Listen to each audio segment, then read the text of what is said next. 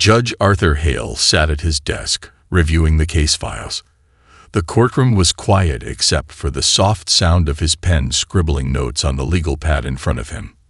Monique Davis, a woman in her mid-30s, sat across from him, her lawyer at her side. Hale glanced at her, noting her composed demeanor. He wasn't unfamiliar with business owners who showed up in court, frustrated by the complexities of government regulations, but something about Monique's calm presence made him pause. Still, he didn't expect her to be different from the others. The case was simple, or so it seemed at first. Monique's company, a consultancy focused on helping small businesses navigate the convoluted world of government contracts, had been accused of failing to meet a set of procurement requirements. Monique had missed a deadline, but it was clear to her, as well as her lawyer, that the rules had been confusing and, in some cases, contradictory.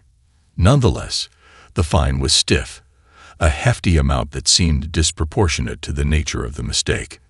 Monique had hoped for a more understanding response, given the unique circumstances surrounding the government procurement process, but Judge Hale didn't seem to take those factors into account. His reputation was built on being strict with regulations, on ensuring that the law was followed to the letter, no matter the situation. He was known for making quick decisions, and that was exactly what he did. Ms. Davis, your business operates in a highly regulated area. The rules are clear. Ignorance of them is not an excuse, Judge Hale said, his voice steady but firm. This fine will stand as a reminder that when dealing with government contracts, deadlines must be met, and protocols must be followed. Monique nodded, her face neutral, but inside, a storm was brewing.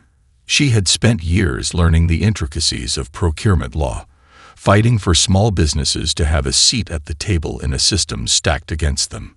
Yet here she was, sitting in front of a judge who didn't seem to understand the systemic issues that made compliance so difficult, especially for smaller companies.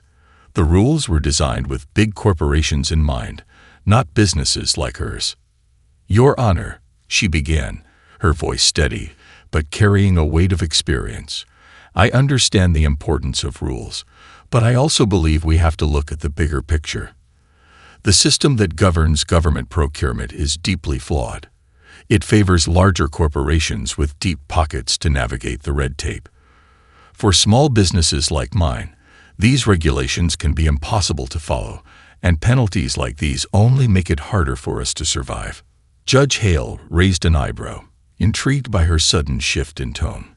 He'd heard complaints before, but something in Monique's voice made him stop and listen. Monique wasn't just another business owner frustrated by a fine. She was about to show him that her fight wasn't just for her business. It was for an entire class of overlooked entrepreneurs. Little did Judge Hale know, this encounter would mark the beginning of a journey that would reshape his views on justice, fairness, and the very laws he had long enforced without question. Monique Davis had always been a fighter. Growing up in a neighborhood where opportunities were few and far between, she learned early on how to navigate obstacles and break down barriers. As a child, she'd watched her mother, a small business owner, struggle to keep her shop afloat, constantly battling against an unfair system that favored larger, more established companies. Monique's mother would often lament how the rules never seemed to work in their favor, how every regulation felt like another weight pressing down on her already overburdened shoulders. That frustration became Monique's fuel. After graduating with honors in business and law, she chose to focus on the field of government procurement, an area she believed had the potential to make a real difference for small, minority-owned businesses. But instead of being greeted with opportunity, she found herself faced with an overwhelming and often opaque set of rules, designed with no consideration for the needs of entrepreneurs like herself. Her consultancy firm, Davis Procurement Solutions, was born out of this realization. Monique's goal wasn't just to help small businesses win contracts. She wanted to help them navigate a system that, from her perspective, was built to exclude them. Over the years, she developed a deep understanding of procurement laws, learning how to identify loopholes and weaknesses in the system, and she began advocating for reforms that would make government contracting more accessible and equitable. Despite her achievements, Monique often faced skepticism and resistance from those who believed that things worked just fine the way they were. It wasn't uncommon for her to be dismissed at networking events or in boardrooms, her ideas shrugged off because she didn't fit the traditional mold of a successful business leader. She was a black woman in a world that was still largely dominated by white, male executives, and those who held power often didn't see the value in her work. But Monique had learned not to be deterred. Her focus remained on the bigger picture, reforming procurement practices to give underrepresented groups a fair shot. The fine imposed by Judge Hale was just another obstacle in her path, but Monique saw it as an opportunity to bring attention to a much larger issue. She wasn't just angry about a bureaucratic mistake. She was using the moment to shine a light on the structural inequalities that plagued the system. The fine itself wasn't the problem. What mattered was the fact that small businesses were constantly being held to standards that larger corporations could easily navigate, and often without facing the same consequences. She knew the road ahead would be long, filled with resistance and setbacks. But Monique wasn't intimidated. If anything, the fine only fueled her resolve to fight for the changes she believed in. She wasn't just challenging a single rule. She was challenging an entire system that perpetuated inequality, and in that courtroom, she realized something important. This was only the beginning of a much larger fight. The day after Judge Hale had imposed the fine, Monique's lawyer filed an appeal. It wasn't about the money. Though the fine was significant, it was about making sure that the larger issue of fairness in government procurement was addressed. Monique knew that if she let this slide, it would be just another example of a small business being crushed by a system that didn't understand its struggles. When the case was brought back to court, Monique entered the room with a mix of determination and calm resolve. She had already prepared herself for the possibility of another unfavorable ruling.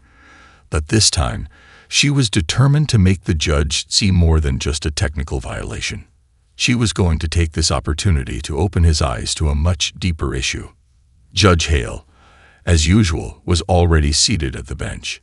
He looked at Monique with a blend of curiosity and authority, not entirely certain what to expect.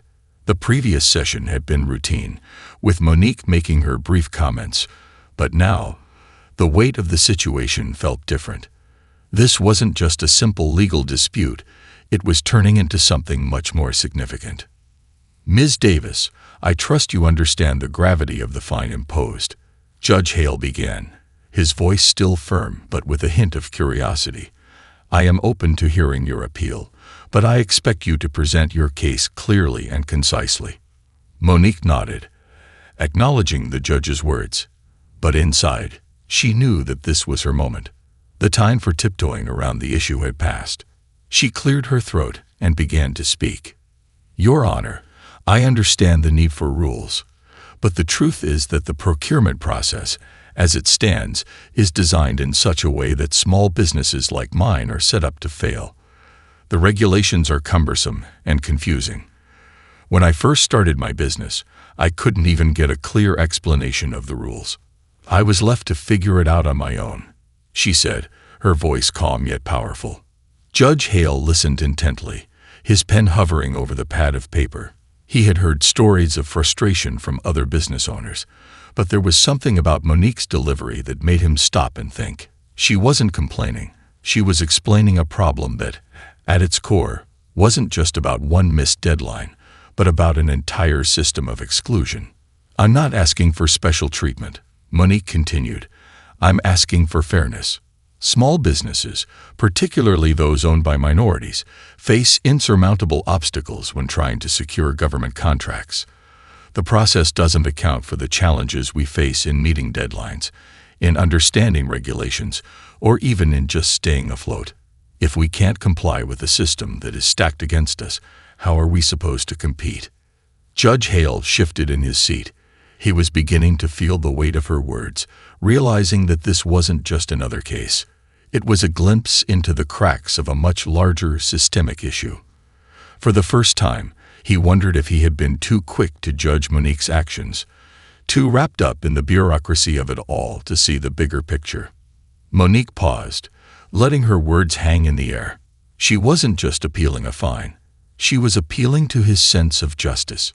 She wasn't asking for leniency. She was asking for change. "I'm here today, not just for myself," she concluded, "but for everyone who's been pushed aside by a system that doesn't care about their struggles. I want to see this system changed. I want to make sure that no one else is fined just for trying to break into a space that's designed to keep them out." Judge Hale remained silent for a moment, his mind racing. The room was still, as though everyone was waiting for his response. Finally, he looked up from his notes, meeting Monique's gaze. "I see now that there's more at play here than just a missed deadline," he said slowly, his voice softer than before. "I'll reconsider my ruling, and I'd like to hear more about the changes you think are necessary." In that moment, Monique realized that she had done more than present her case.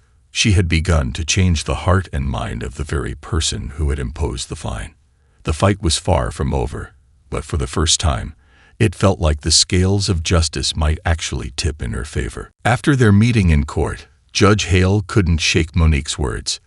The more he thought about their conversation, the more the cracks in the system seemed glaringly obvious. It had never occurred to him before that the very laws he had been upholding might be inherently unfair, but Monique's compelling arguments had planted a seed of doubt in his mind.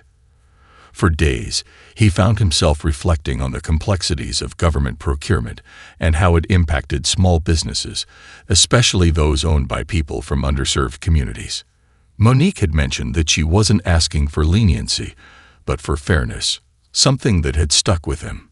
He realized that, in his role as a judge, he had always interpreted the law as something black and white, a set of rules to be followed without question. But Monique's words challenged that mindset. It wasn't about simply enforcing the law. It was about ensuring the law worked for everyone, especially those at a disadvantage. In the quiet of his chambers, Judge Hale began to examine his own assumptions. He dug into case files and research about government contracts, focusing on issues Monique had raised. He discovered that many of the hurdles she described were real. Small businesses, particularly those owned by minorities, often faced immense challenges in navigating the procurement process. He read about the lack of transparency in how contracts were awarded, the inconsistencies in deadlines, and how large corporations often received preferential treatment, making it nearly impossible for smaller companies to compete. The more he learned, the more he realized how much he had taken the system for granted. The rules he had upheld were supposed to promote fairness, but in reality, they had created a system that favored the powerful and left others behind. This was something he hadn't seen clearly before. Was he, in his role as judge, inadvertently supporting a system that perpetuated inequality? One afternoon, while reviewing a particularly complex case involving a minority-owned business and a government contract dispute, Hale reached out to a legal expert who specialized in procurement laws. He wanted to understand more about the challenges that small businesses faced in the system. The conversation was an eye-opener. The expert explained how regulations, though intended to maintain fairness, often ended up excluding businesses that lacked the resources to comply with them. The more resources a business had, the easier it was to navigate the convoluted rules and win contracts. It was a cycle that Monique had described, and now Hale could see it clearly for the first time. As he sat in his office, a feeling of discomfort began to grow within him. For years, he had simply enforced the rules without ever questioning their impact. But Monique's story had made him rethink everything. He had spent his career ensuring the law was followed. But now he wondered, was the law really serving justice, or was it serving only those who could afford to follow it? The decision he had made to impose the fine on Monique now felt like a small part of a much larger issue. He couldn't ignore the bigger picture anymore. Monique wasn't just fighting for herself. She was fighting for all the small businesses and entrepreneurs who were being crushed under the weight of a system that didn't work for them. And somehow, in her pursuit of fairness, Monique had sparked a shift in his own beliefs. Judge Hale knew he had a choice to make. Would he continue upholding a system he now understood to be flawed, or would he become part of the change Monique was advocating for? One thing was certain. He couldn't unsee what he had learned. And he was beginning to understand that this wasn't just about a fine or a case. This was about a much larger fight for justice. Monique's work in government procurement was beginning to attract attention far beyond the courtroom. The appeal had opened a door, and now her message was spreading. She wasn't just a business owner who had been wronged by a complicated system. She was a voice for those who had been left out of the conversation for too long. As the media picked up on her story, she found herself being interviewed by local and national outlets, sharing her vision for procurement reform and advocating for more inclusive policies. Monique's advocacy didn't stop at media interviews. She began meeting with lawmakers, government officials, and industry experts, pushing for reforms that would address the disparities she had uncovered. She had a clear and compelling argument. The existing procurement system was unfairly weighted in favor of large corporations, and it didn't give small businesses, especially minority-owned ones, a real chance at success. She proposed changes that would require government agencies to set aside contracts specifically for small businesses, mandate transparency in the bidding process, and establish mentorship programs for companies that lack the resources to navigate the complexities of government contracts. Her efforts started to gain traction. Legislators who had once been skeptical of such reforms began to listen, and soon Monique was invited to testify before Congress.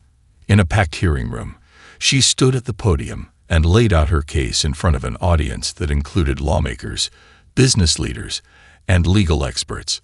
She spoke not only of the challenges she had faced, but of the thousands of other small business owners who were struggling under the same system.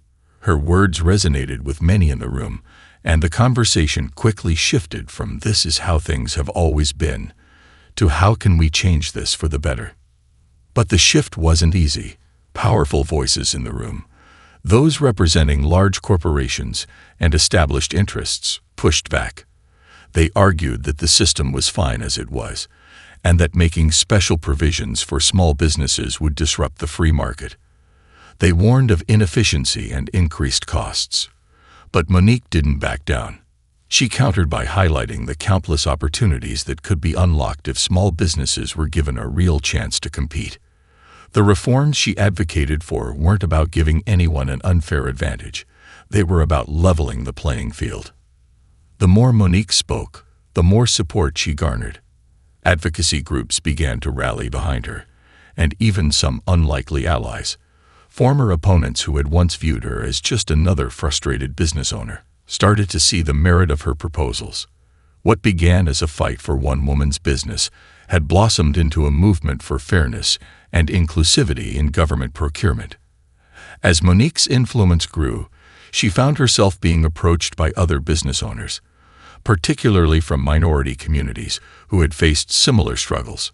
Her journey had given them hope, and they now saw a path forward that didn't just involve navigating the system, but changing it.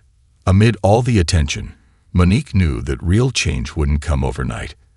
It would take time, persistence, and the strength of a broad coalition of supporters. But as she looked at the momentum building around her, she couldn't help but feel a sense of pride. Her work was starting to make a real difference, and in the process, she was reshaping the future of government contracting for countless businesses just like hers. But Monique wasn't alone in this journey. The unlikely ally who had begun questioning his own role, Judge Hale, was about to become a key part of this transformation. Judge Hale couldn't ignore the change that was taking place within him. After Monique's passionate appeal, he found himself unable to return to his usual routine of swift, unquestioned rulings. The more he read about the procurement system, the more unsettled he became. He'd always believed in the letter of the law, but now, for the first time, he was questioning whether the law itself was truly just. Hale began to spend his evenings researching government contracts, diving deeper into the very issues Monique had raised. He reviewed the histories of several small businesses, particularly those owned by minorities, and the obstacles they faced in securing government contracts. What struck him was the sheer number of obstacles, many of which seemed insurmountable. From convoluted paperwork to arbitrary deadlines, The procurement process seemed rigged in favor of larger corporations that had the resources to comply with these intricate rules.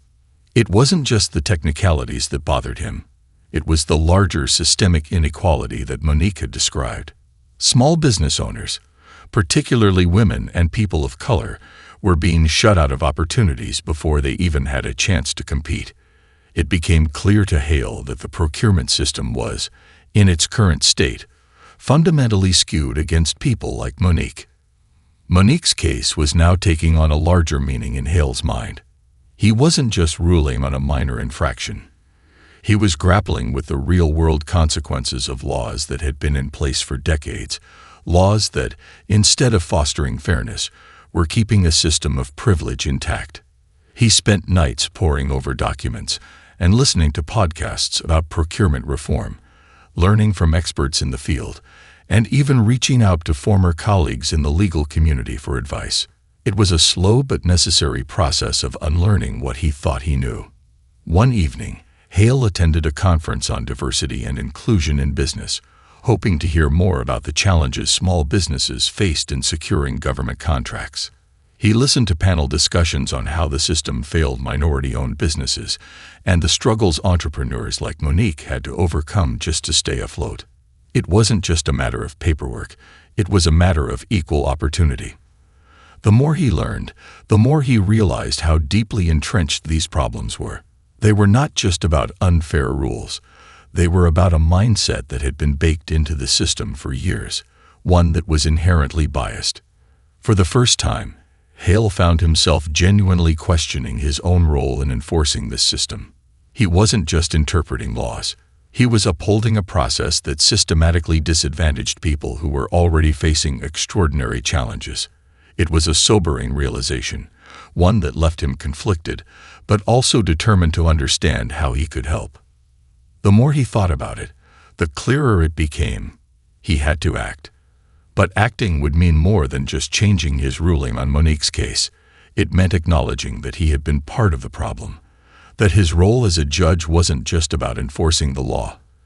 It was about ensuring that the law was just, fair, and accessible for all. Hale's shift in perspective wasn't just intellectual. It was deeply personal. He knew that from here on out, he could no longer remain a passive participant in a system that, to his growing awareness, was inherently unfair. He began to see that, with his position, he had a unique opportunity to make a difference, and he was ready to use it. Judge Hale's newfound understanding of the flaws in the procurement system led him to a pivotal decision. He could no longer stand by, merely watching the process unfold. He needed to act, and the person who had opened his eyes to these issues, Monique Davis, was the key to sparking real change. He had spent weeks contemplating his role in the system, and he now realized that his influence extended far beyond the courtroom. If he was going to advocate for reform, he couldn't do it alone. One morning, after a particularly eye-opening meeting with procurement experts, Hale decided to reach out to Monique. He knew it might seem unusual, even uncomfortable, for a judge to contact a private citizen about a case that was still technically pending. But he had come to respect Monique's knowledge and passion, and he saw a rare opportunity to combine their strengths. Monique was initially taken aback when she saw Judge Hale's name appear on her phone. She had expected him to be a distant figure, perhaps continuing to oversee cases without any deeper interest in reform. But as she listened to his voice on the other end of the line, she quickly realized that Hale was sincere in his desire to understand her perspective, and more than that, he was ready to help. Ms. Davis, I've spent a lot of time thinking about our previous conversations and the broader issues surrounding government procurement, Hale began. I've come to realize that the system is more broken than I ever thought. I want to do something about it, and I believe we can work together to bring about meaningful change. Monique paused, absorbing the weight of his words. This wasn't just an apology or a token gesture. It was a genuine offer to collaborate. She had spent so much of her career fighting an uphill battle, often facing resistance from powerful forces. But this time, she saw an ally where she least expected it. I appreciate your willingness to listen, Judge Hale, Monique replied carefully. This isn't something that can be fixed by a single person. It's going to take a coalition, lawmakers, business owners, legal experts, and government officials. If we're going to change the system, we need all hands on deck. I agree, Hale said. I may be a judge, but I have a platform, and I have access to decision makers. I can use my position to push for reforms, but I need your expertise and insight. Together, we can draft proposals, work with lawmakers, and create a framework for change. Monique's mind began to race. She had always known that systemic change was possible, but it was one thing to advocate for reform on your own, and another to have someone with Hale's stature and influence by her side.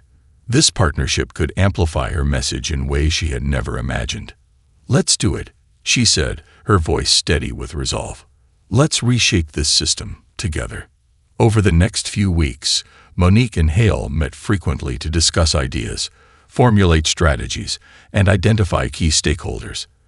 They built a blueprint for change that included transparency in the bidding process, targeted support for small businesses, and a commitment to diversity in government contracts. Their collaboration was a unique one, blending Monique's first-hand knowledge of the struggles faced by minority-owned businesses with Hale's legal expertise and position in the judiciary.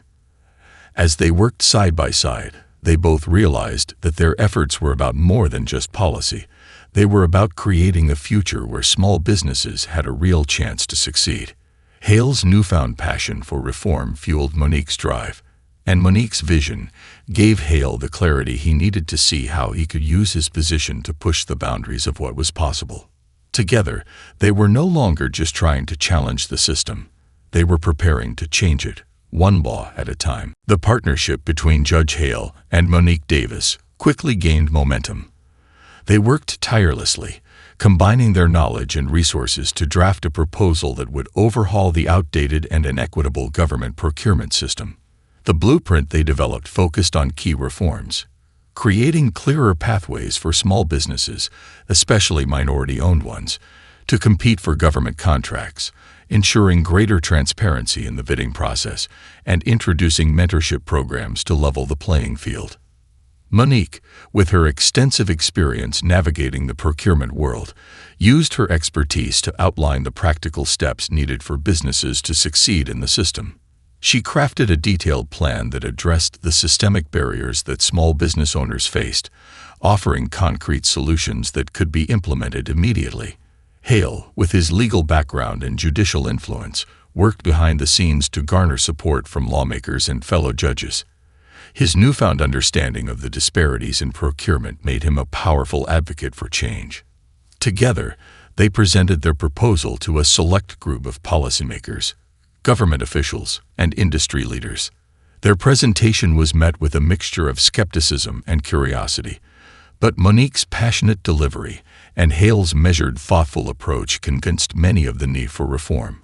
For the first time, the discussion shifted away from abstract concepts about efficiency and competition and toward the real human impact of a system that had long been designed to favor the few at the expense of the many. The proposal gained traction quickly. Small business associations and advocacy groups rallied behind it, seeing it as a rare opportunity to create tangible change. Several members of Congress, already attuned to the growing conversation about inequality in business, offered their support, recognizing that these reforms could unlock economic potential in communities that had long been ignored. Soon, the proposal was on the floor of Congress, where it sparked heated debates and discussions. Hale, with Monique by his side, testified in front of lawmakers, explaining the practical challenges small businesses faced and underscoring the need for a more inclusive system. Their combined voices made an undeniable impact. The media began to cover the hearings extensively, highlighting how a judge and a small business owner had come together to challenge the very system that had kept so many on the outside looking in. It was a hard-fought battle, and the opposition from large corporations was fierce. They argued that such reforms would create inefficiencies and increase costs, but Monique and Hale were undeterred. They continued to push for change, emphasizing that fairness and opportunity weren't just ideals, They were the foundation of a strong and sustainable economy. Finally, after months of lobbying, discussions, and revisions, the new procurement laws were passed. The changes were sweeping: set-asides for small businesses, a more transparent bidding process, and resources dedicated to helping minority-owned businesses access opportunities. The reform wasn't perfect, but it was a significant victory for the many business owners who had been shut out of the process for so long. For Monique, this moment was bittersweet. She had spent years fighting for small businesses, and now, after countless setbacks, her efforts had culminated in real change. But more importantly, she had shown that one person, whether a business owner or a judge, could spark a movement capable of transforming an entire system. As Monique and Hale stood together, watching the final bill being signed into law, they both knew that the fight wasn't over. The system was changing, but there was still work to be done. And they were ready for it, side by side, continuing to push for a more just and equitable future for all.